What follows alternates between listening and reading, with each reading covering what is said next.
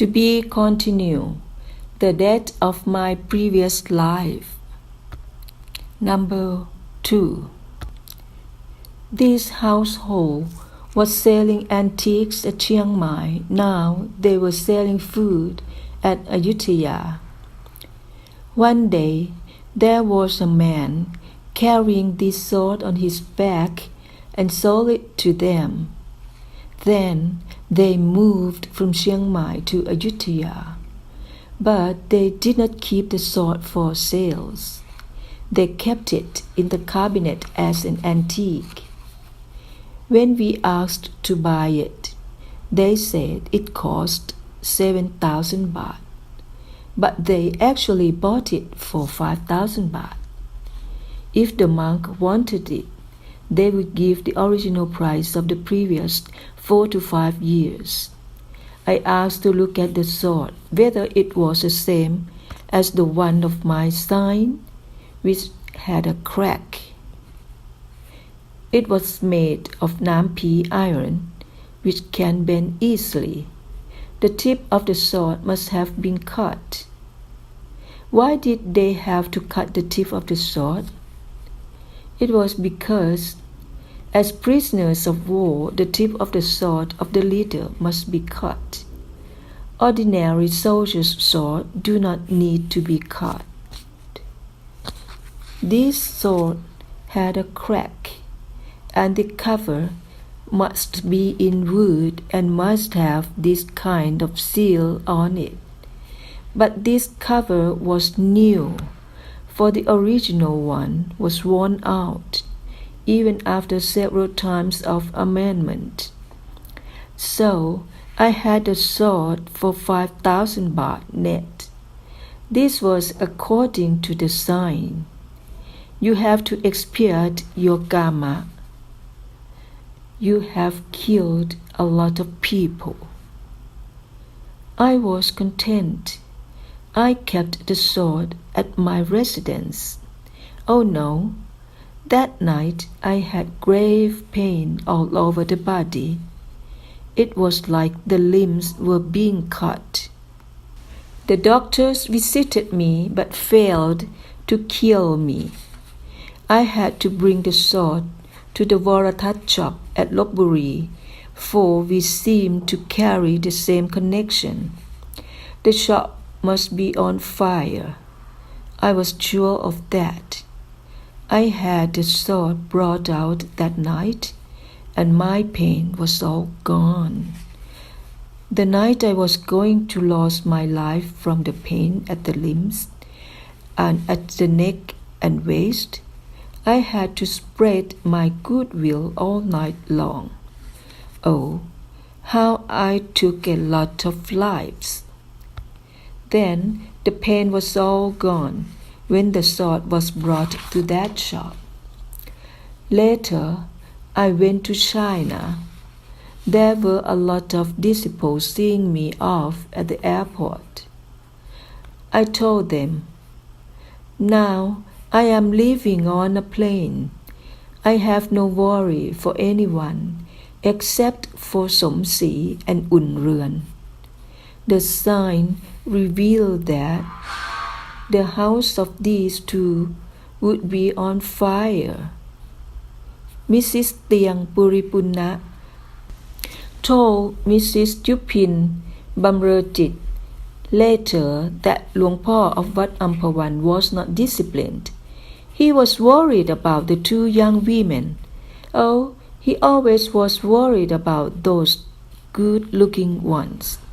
Since both of us are old, we should not be expecting that Luang Por would share his worry on us. It was true that I repeated more than one time about Som Si of the Bangkok furniture shop, and especially Un Ruan. I was worried the most about her. I still kept my worry during my journey. The Buddhist holiday of the 8th day of the waning moon, these two young women happened to come at Wat Amphawan to observe the 8th Sila. At the time, I was at Suotao, China, and was chanting. We were leaving for Bai Gui. I was in the room, fainting all night long. You can make sure with this with Luang Po of Wat Don Mueang. The จ้าคุณพรหมคุณาภรณ์ of Wat Saket wonder, what's wrong with you, Venerable Luang Po? I am feeling seriously sick. I was now being on burning fire. Oh, the fire is burning. It is burning all. All? I asked the abbot of Wat Don Mueang. Most Venerable Luang Po of Wat Don Mueang, I am fainting. I need to sit, meditate now. I did it until morning and made a long distance call. All was quiet.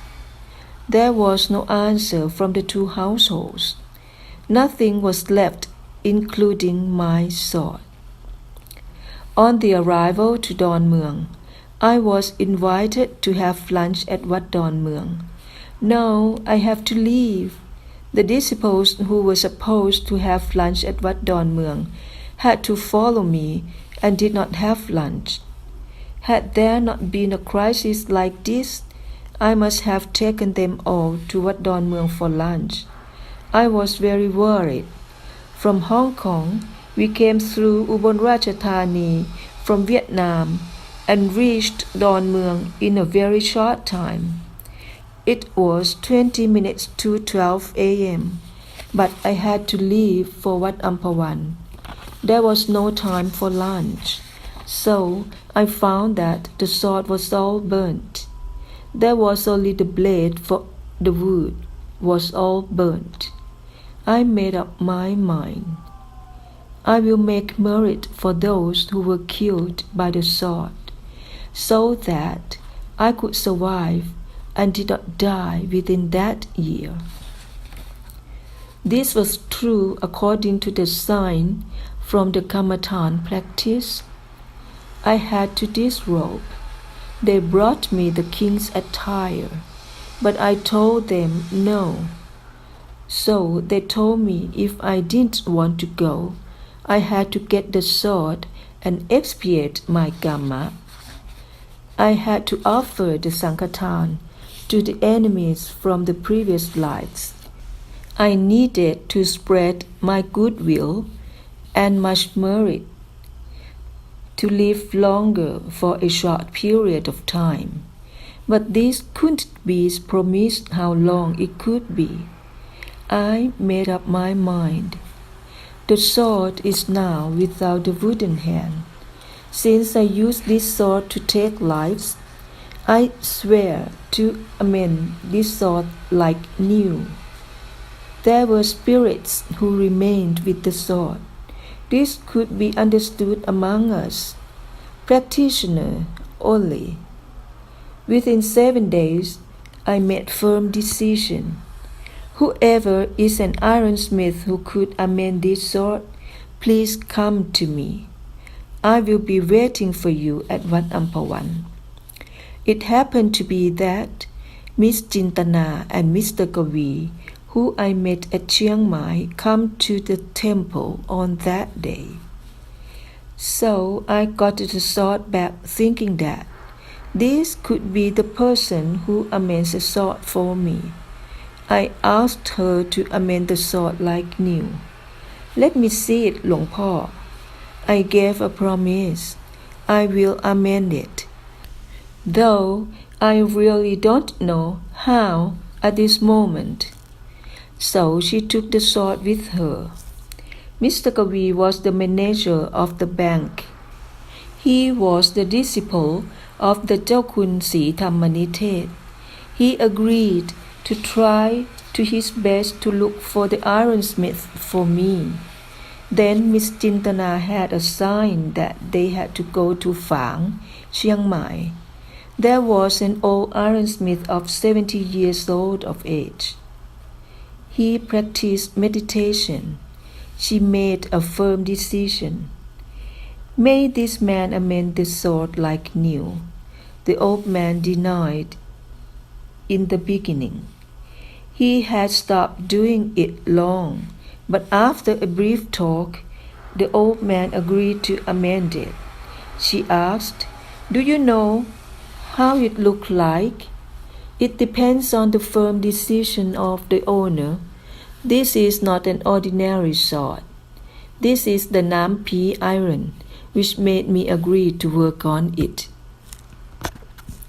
It could take 3 months. The elderly man was using only a hammer, chisel, and an hole puncher iron, and it looked like new." She was happy and brought the sword back to the Jalkun Si Thammanithet, who happened to have 2 swords of the same pattern. These are the swords of the same period of time. They were in the same troop. And he brought the spears and more swords that he kept for the teaching. These are from this period. These are from another period of time. Chintana, let's complete the whole task. The sword needs to be lacquered and pasted with gold leaves. This sword was in lacquer and gold pattern. It was for the fight on horseback. This cut at the tip and the crack at the blade are for this pattern of fighting. You don't need to sharpen this crack. It was used for fighting on horseback. When you hit this sword, it was not the hitting down from overhead. The sword needed be wiped from below the neck to cut it within one blow. So the Jalkun had this sword lacquered and pasted with gold leaves. He brought the sword of ordinary soldiers and explained more.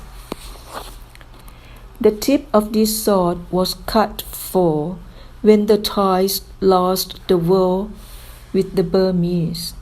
They had all the swords of the leader cut by the tip.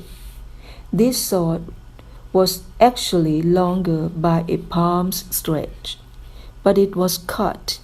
This is the law of Kamma. It was unbelievable. The old ironsmith had stopped working, but agreed to amend it.